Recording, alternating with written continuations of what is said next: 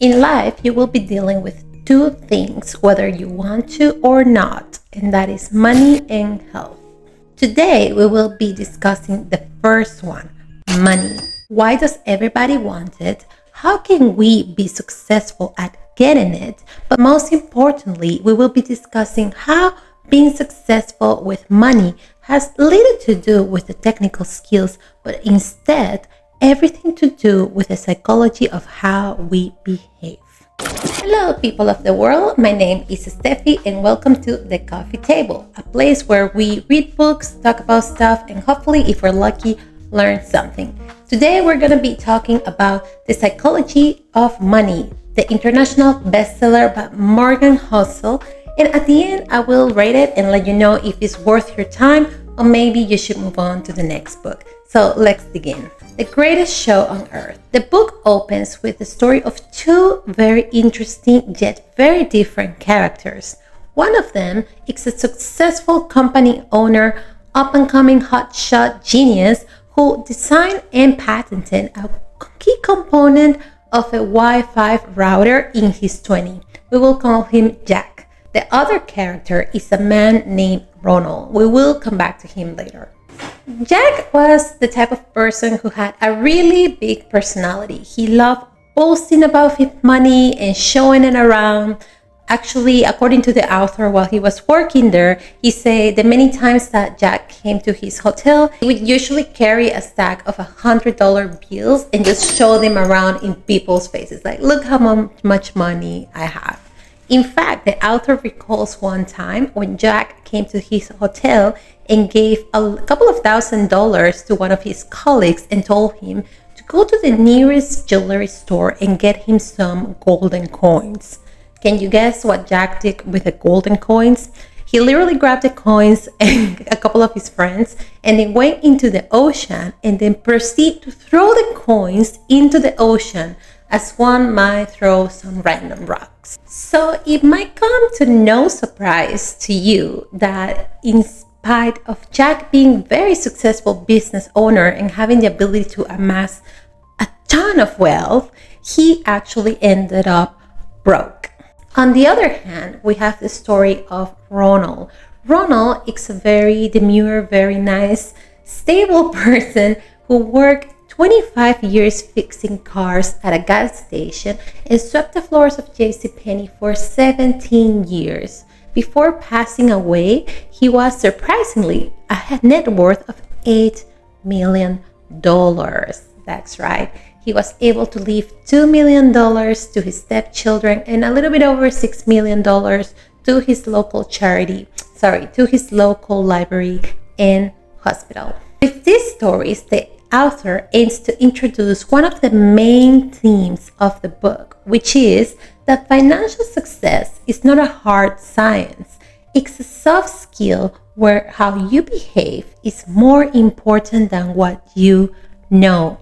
I call this soft skill the psychology of money. No one is crazy, or people do crazy things with money, but no one is crazy. Everyone has a unique experience. Some of us have been born in extreme poverty, other of us have been born middle class or with immense amounts of wealth. The point is each of us experience the world in a unique way, and the way we experience the world shapes how we think and behave towards money. For this reason, how we handle our money might not make sense at all to another person, or vice versa. How someone else feels and thinks about money, we cannot even fathom it. But why is this important? The author tells us that this is super important to know because, believe it or not, most of us humans don't take logical decisions when it comes to money. In fact, we take the decisions that make sense to us based in our worldview or experience and what we think is right for us at that moment. What makes sense at that moment and what is the logical thing to do can be and often are two different things. Let's take a look at this story. During the 1930s, the United States went through one of its worst financial periods in its history, what we refer now as to the Great Depression. During this period, the banking system had collapsed, and nearly 25% of the labor force was unemployed. As you can imagine, many families suffered greatly during this period, and many people adopted very frugal behaviors in order to make the best of what they had. Fast forward a couple of years later to 1945, at the end of World War II, where the American economy is soaring and it's been the strongest that has been in decades. Interestingly, according to studies, even though where the American economy was doing so well, people who had experienced financial hardships during the Great Depression still stuck to the same frugal habits that they had during the Depression, compared to, for example, younger folks, such as soldiers that just came back from the war, who were ready to leave the traumatic and horrific experiences behind and were ready to settle down, buy new houses, and participate in the new economy and the American dream. All of this is to demonstrate, was it logical of the people who went through the Great Depression to be so frugal during an abundant economy? Probably not, because they most likely missed some really good opportunities to upgrade their financial status. However, does it make sense that they were still acting so frugal despite the economy being so different? Of course, it makes sense considering all the trauma these people went through the Great Depression. What does this mean for you and me?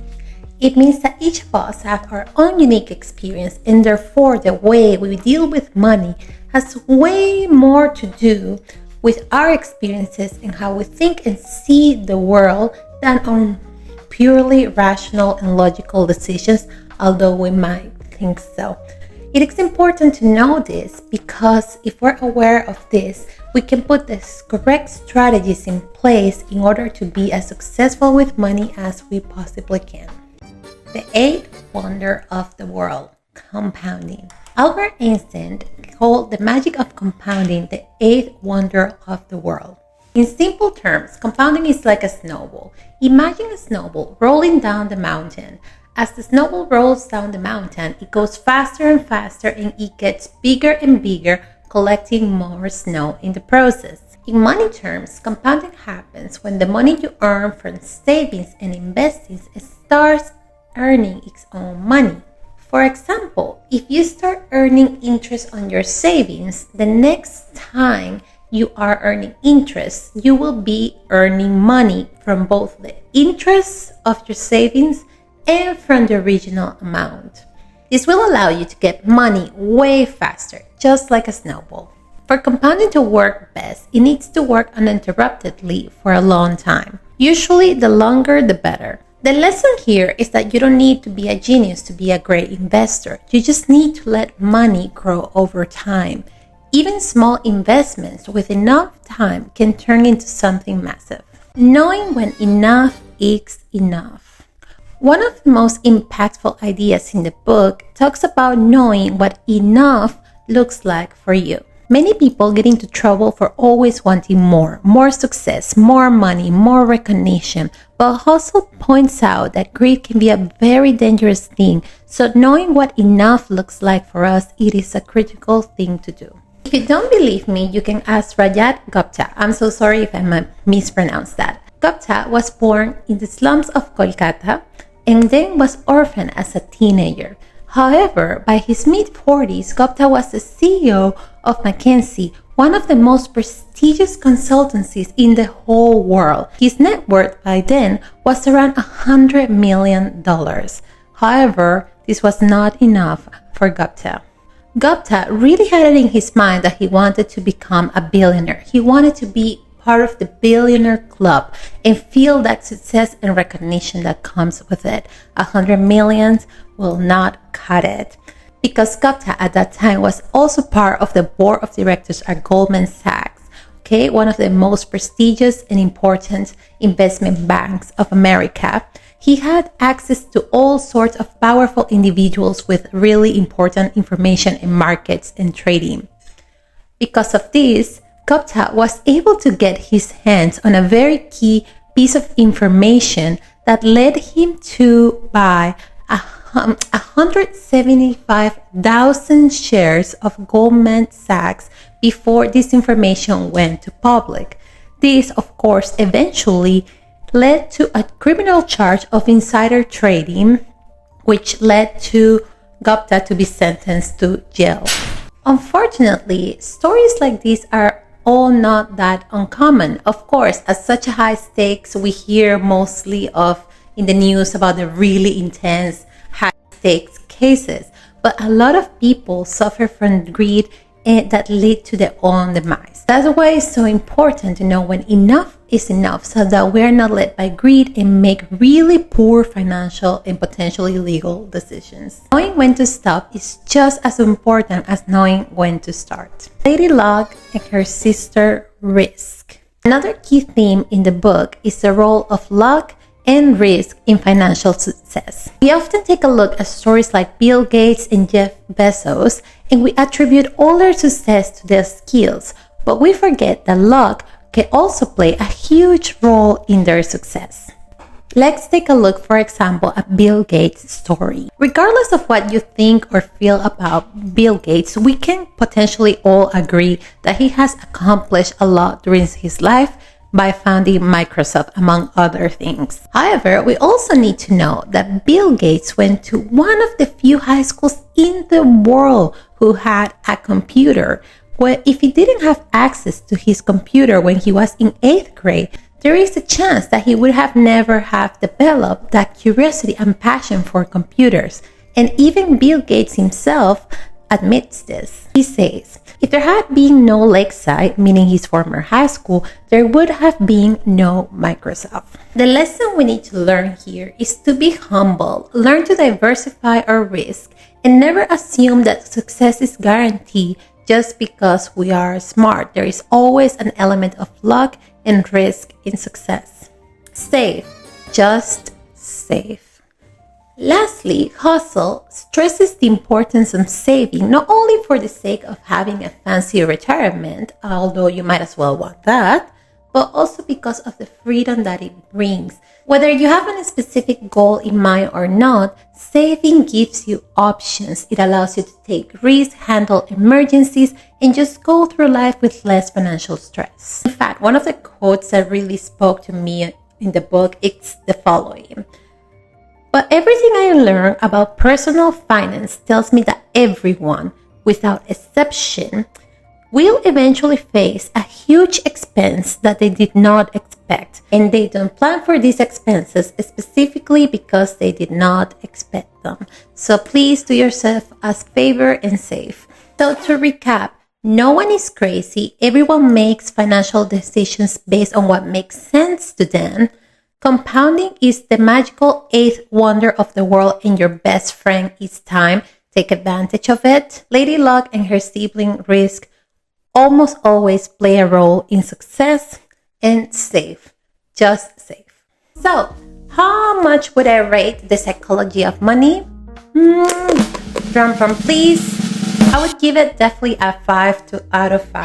I think it is an international bestseller for a reason. It's not only rich in content, it has absolutely great advice, but also the style is pretty good. It's very entertaining to read and it's really well written. So I highly recommend it.